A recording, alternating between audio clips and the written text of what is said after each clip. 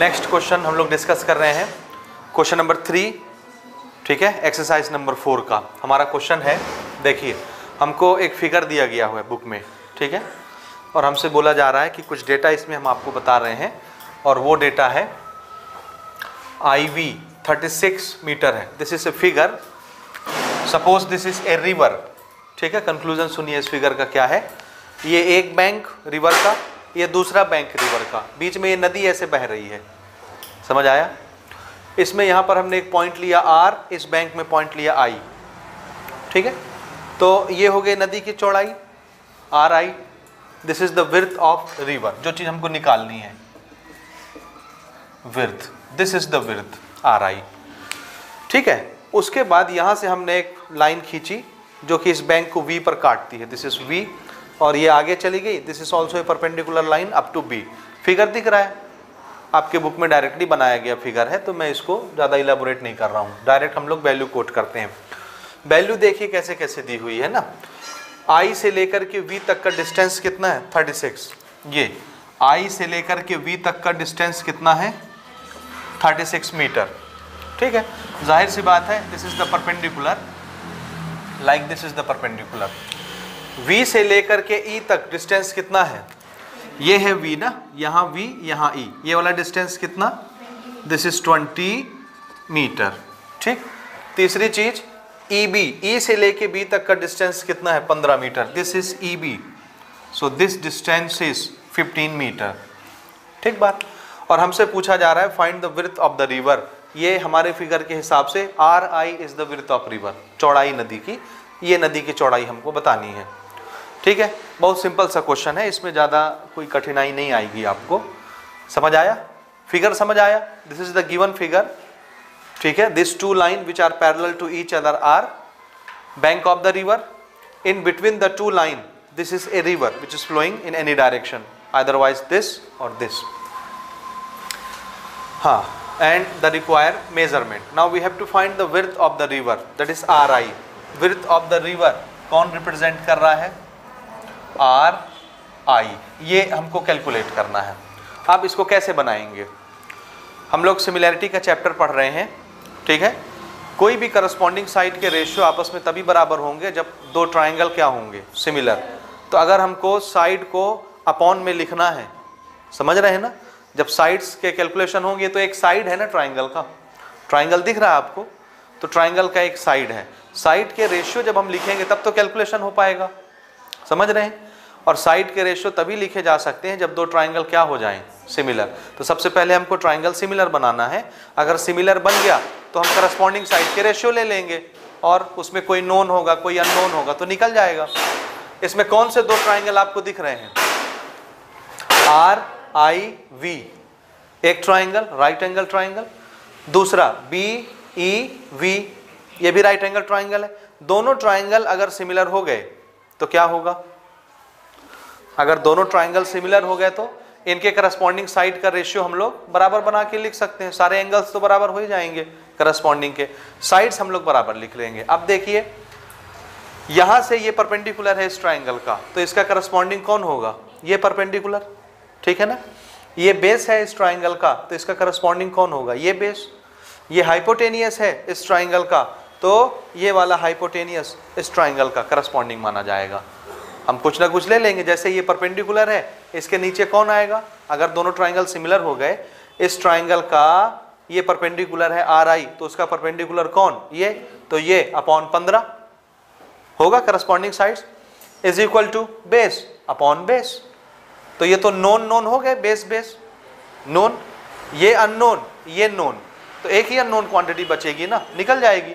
समझ में आ रहा है विजुअलाइजेशन कैसे कर रहे हैं कि नहीं आ रहा है।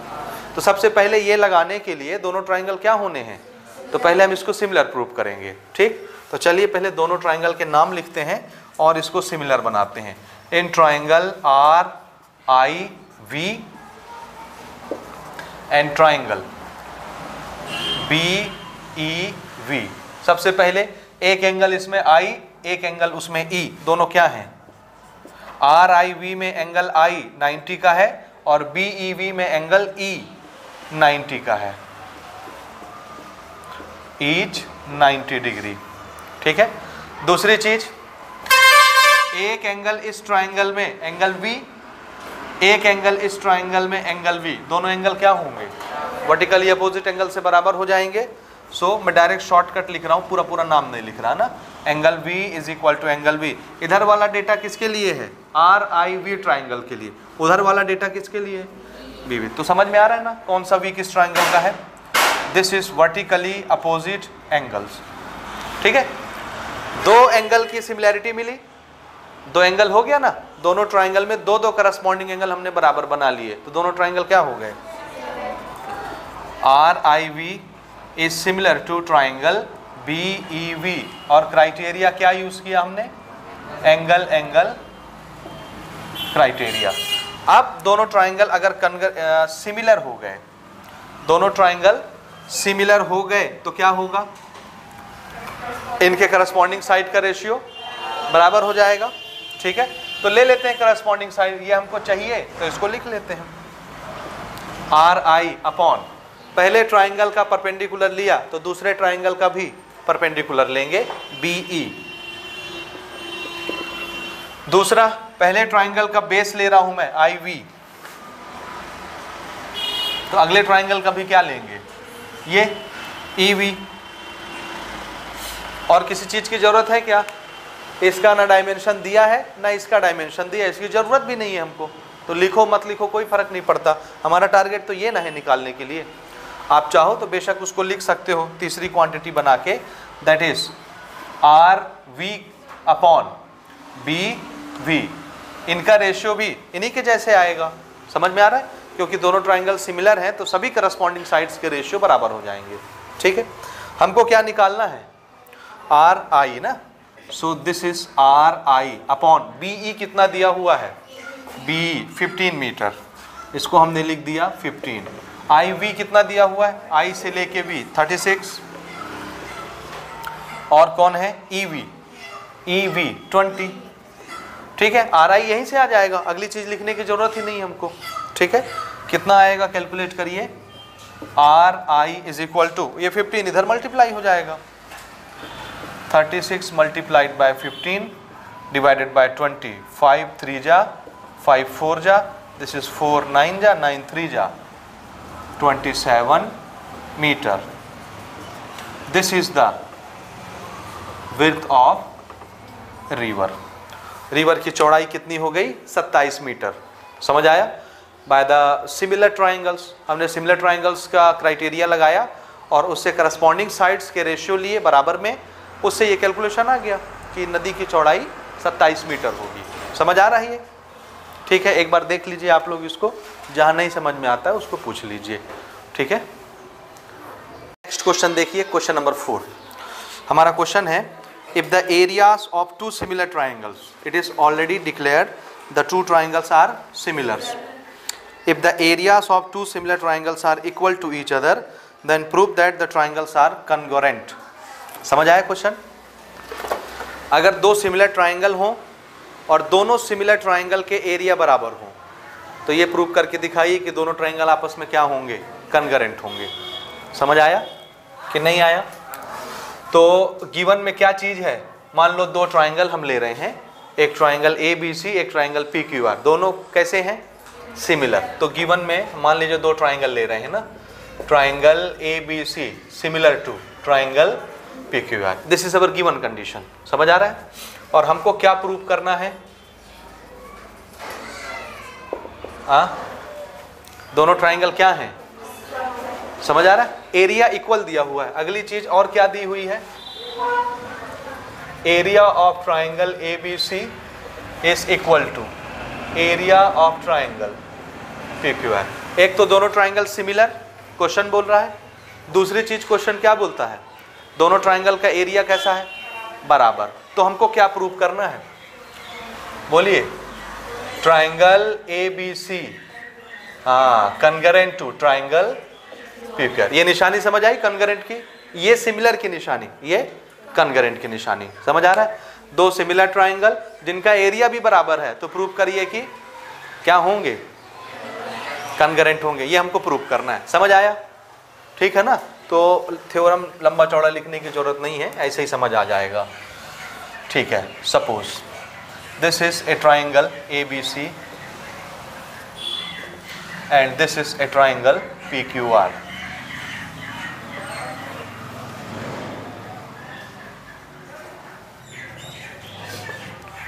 फिगर में बड़ा छोटा दिखेगा तो बुरा नहीं मानिएगा, मैं स्केल लेके नहीं बनाता ना, तो बड़ा छोटा हो सकता है। गिवन कंडीशन पे आपका ध्यान रहना चाहिए, ठीक है। हमसे बोला जा रहा है कि इस ट्राइंगल का एरिया, इस ट्राइंगल का एरिया दोनों कैसे हैं और दोनों ट्राइंगल खुद आपस में कैसे हैं। किसकी बात हो रही है, ध्यान से सुनिए, क्वेश्चन बनाने का तरीका सुनिए। किस चीज के बारे में बात हो रही है, एरिया, और आपको बता दिया जा रहा है कि दोनों ट्राइंगल क्या हैं, सिमिलर। जब दो ट्राइंगल सिमिलर हो तो उसके एरिया के बारे में आप क्या जानते हैं, क्या जानते हैं? हाँ, उनके एरिया का रेशियो किसके बराबर होता है, करस्पॉन्डिंग साइड्स के स्क्वायर के रेशियो के बराबर होता है। करस्पॉन्डिंग साइड का स्क्वायर, और सिर्फ स्क्वायर नहीं, उसका रेशियो लेना होता है ना करस्पॉन्डिंग साइड का, तो करस्पॉन्डिंग साइड के स्क्वायर के रेशियो के बराबर होता है। ये हम लोग जानते हैं एरिया के रिगार्डिंग, सिमिलर ट्राइंगल से रिलेटेड, ठीक है। तो ठीक है, दो ट्राइंगल सिमिलर हैं, एरिया के बारे में बात हो रहा है, तो हम जो जानते हैं वो लगाते हैं, ठीक है। स्टार्ट करते हैं ना।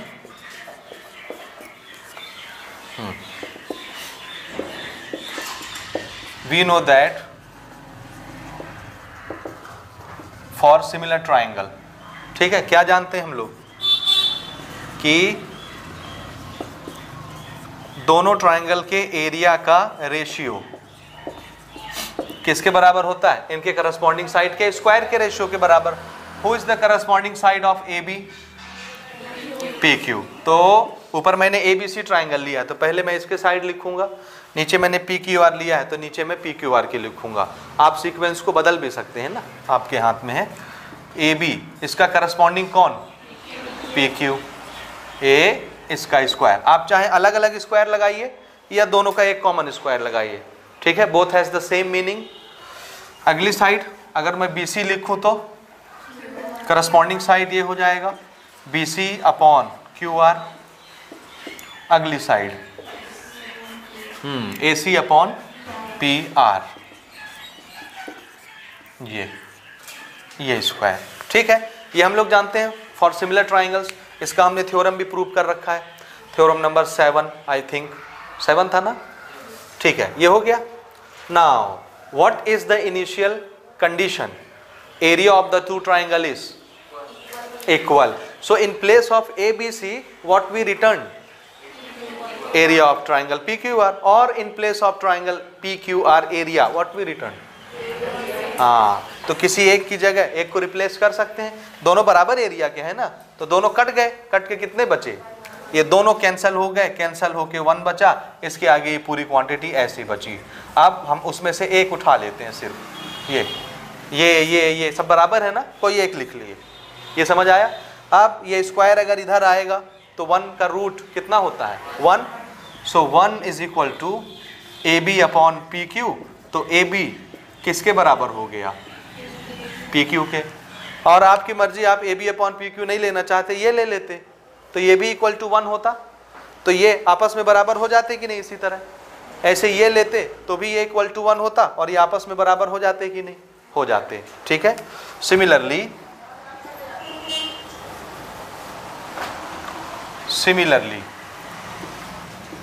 BC QR के बराबर, AC PR के बराबर, और AB PQ के बराबर होगा।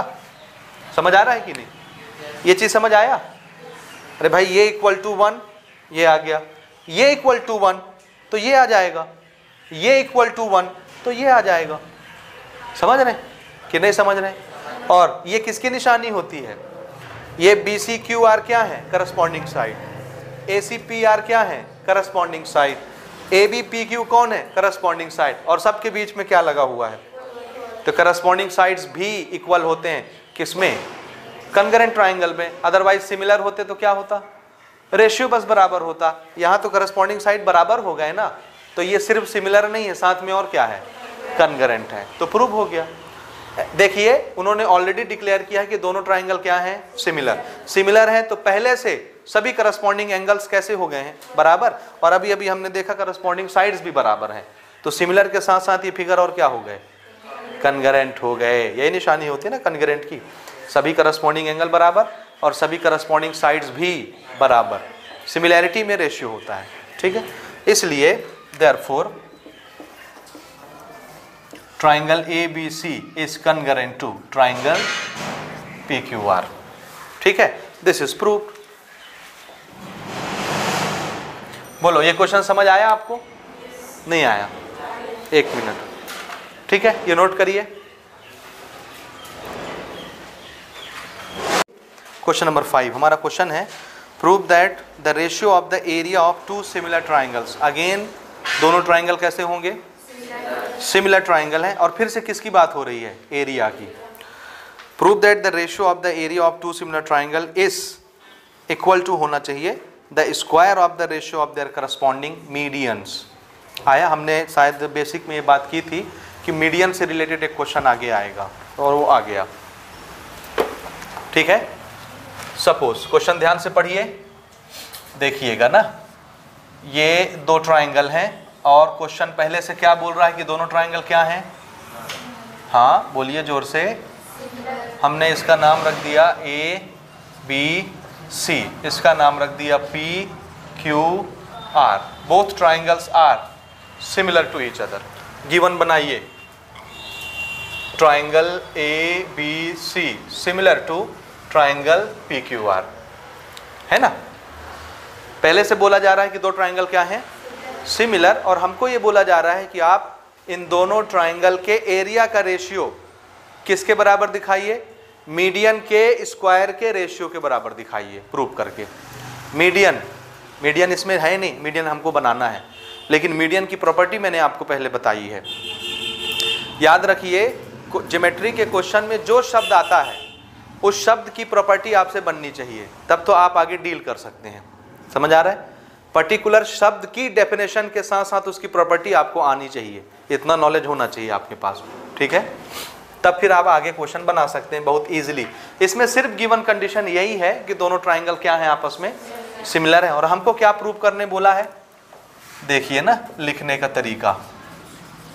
प्रूव करने क्या बोला है कि दोनों ट्राइंगल के एरिया का ratio, area of triangle ABC, और रेशियो में ऐसे लिखते हैं, area of triangle PQR। This is PQR किसके बराबर दिखाना है? इसमें जो मीडियन है, करस्पॉन्डिंग मीडियन, उसके स्क्वायर के रेशियो के बराबर। मीडियन लेंगे, मीडियन कोई साइड होगी ना, उसका स्क्वायर करेंगे, उसका करस्पॉन्डिंग मीडियन लेंगे, उसका स्क्वायर करेंगे, दोनों को रेशियो में लिख देंगे। तो एरिया का रेशियो करस्पॉन्डिंग मीडियन के स्क्वायर के रेशियो के बराबर होगा, ये प्रूव करके दिखाना है।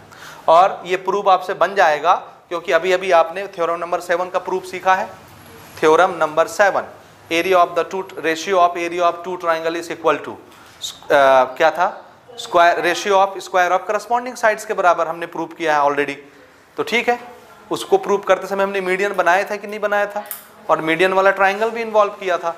सेम वही कैलकुलेशन, इसका भी वही होगा कैलकुलेशन। तो अगर आपको वो समझ आया तो ये भी आ जाएगा समझ में। सबसे पहले मीडियन बनाते हैं। मीडियन कैसे बनाया जाता है? क्या प्रॉपर्टी होती है मीडियन की? किसी एक वर्टेक्स से एक लाइन गिरती है परपेंडिकुलर, कहाँ? सामने वाली साइड में। जहां गिरती है मीडियन, जिस लाइन पर गिरती है उस लाइन को बराबर बराबर टुकड़े में बांट देती है। यानी जहां गिरेगी वो पॉइंट क्या होगा? मिड पॉइंट इस लाइन का। ये मीडियन की खासियत होती है। समझ आया? तो हम दोनों के मीडियन बना लेते हैं। जैसे मैंने वर्टेक्स ए से ये एक लाइन ऐसे खींची परपेंडिकुलर, ठीक है, थोड़ी सी टेढ़ी बन गई, सीधी कर लेते हैं। हाँ ठीक है, चलिए वर्टेक्स ए से हमने ये लाइन ऐसे बना ली। Suppose this is a point ABCD, समझ गए? तो D एक ऐसा पॉइंट होगा जो BC का क्या होगा? Mid point. क्या होगा? समझ रहे हैं ना? ध्यान से सुनिए, मीडियन जब भी गिरता है, जिस लाइन पे गिरता है उसको बराबर बराबर टुकड़े में बांट देता है। तो जिस पॉइंट पे ये मीडियन आके गिरेगा वो इस लाइन का क्या होगा? Mid point. तभी तो ये और ये बराबर हो जाएंगे, दो टुकड़े बराबर बराबर बनेंगे। समझ आया? इसी तरह से P से हम लोग एक मीडियन इस पे ड्रॉ करते हैं। This is PQRS, this is the median, ठीक है। और S क्या होगा? Mid point of Q R. ठीक है, तो इसको पहले हम लोग मार्क करके लिख लेते हैं। ठीक है, यहां पर छोटा सा कंस्ट्रक्शन, जो भी गिवन फिगर में एक्स्ट्रा आप बनाएंगे, एक्स्ट्रा ऐड करेंगे, कोई भी एक्स्ट्रा एक्टिविटी, उसको आप कंस्ट्रक्शन में लिखेंगे। ठीक है, आपने बनाया है, हमने क्या किया है,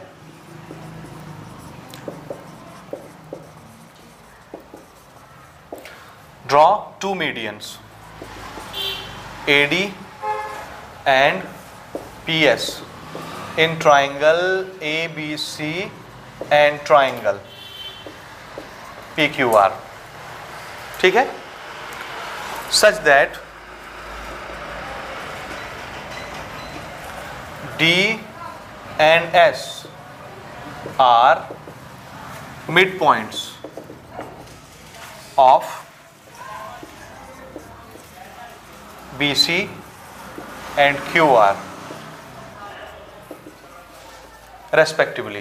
ठीक है ना, D BC का मिड पॉइंट है और S QR का मिड पॉइंट है। मिड पॉइंट का मतलब समझ रहे हैं ना, तो अगर मैं पूछूं कि BD कितना, तो आप क्या बोलेंगे, BC का आधा।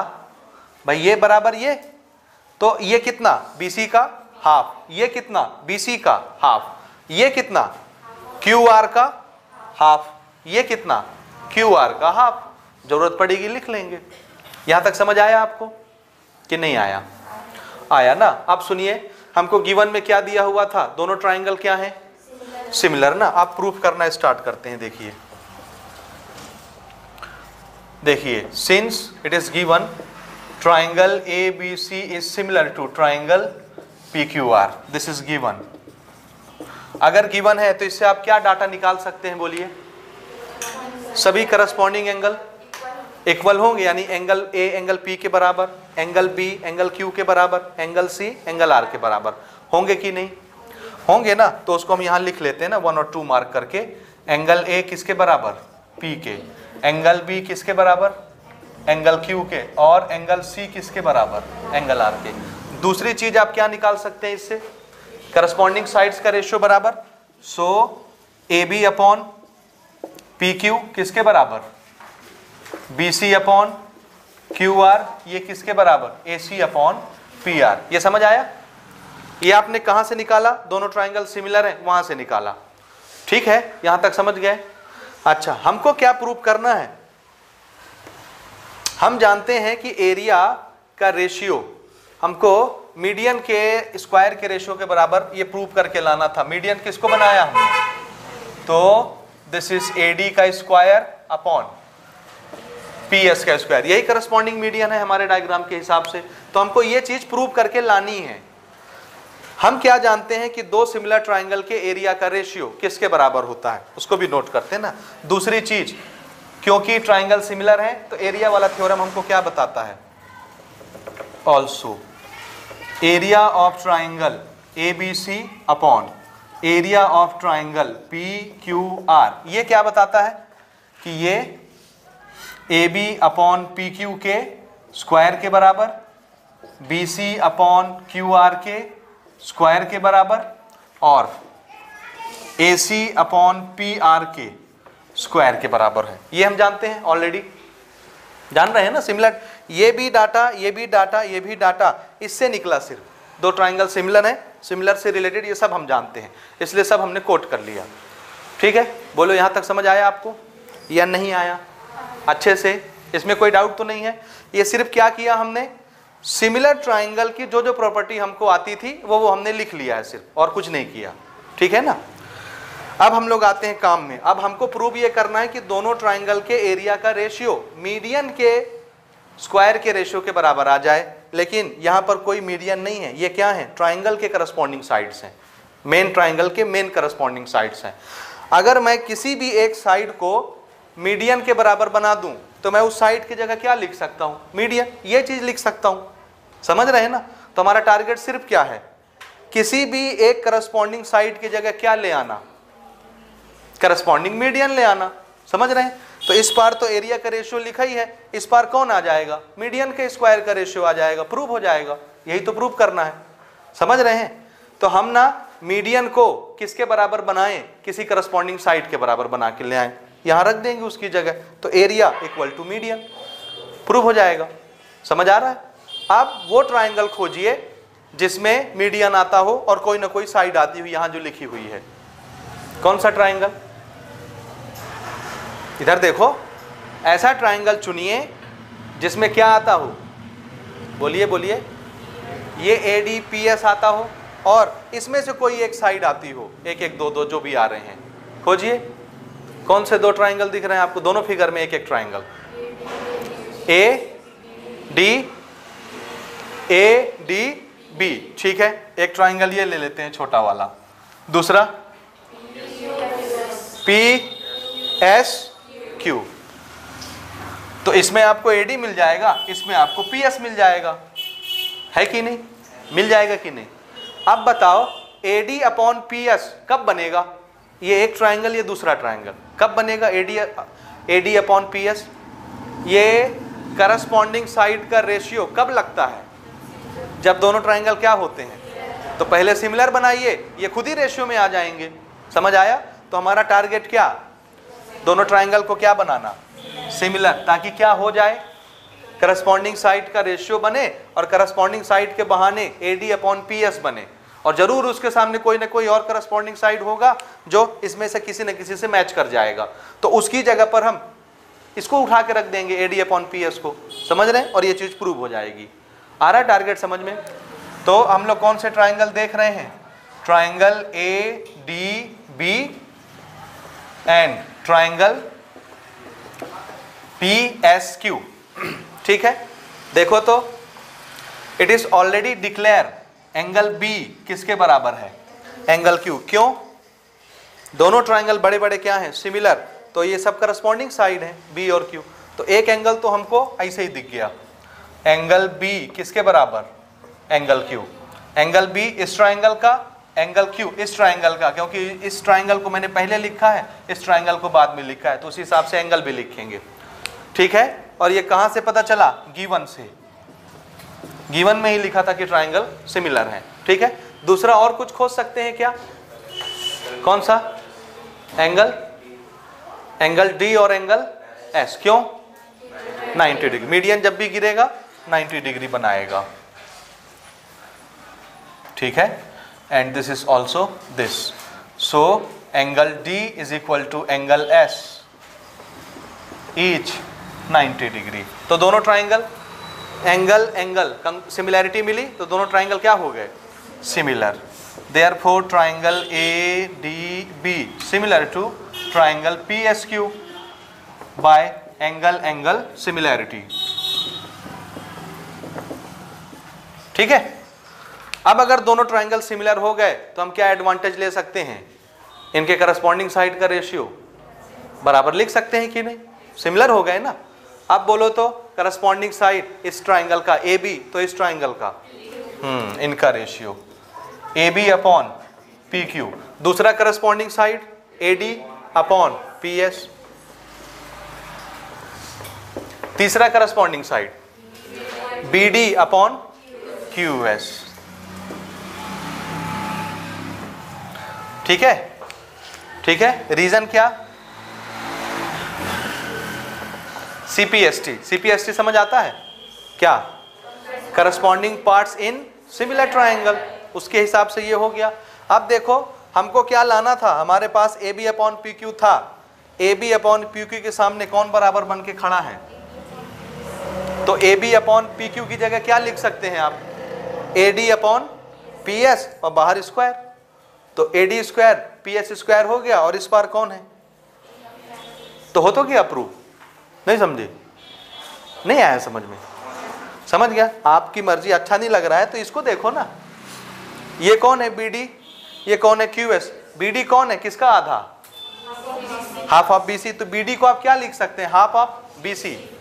QS को आप क्या लिख सकते हैं? हाफ ऑफ, तो हाफ हाफ कैंसिल हो गया, BC अपॉन QR बचा। BC अपॉन QR की जगह किसको लिख दीजिए?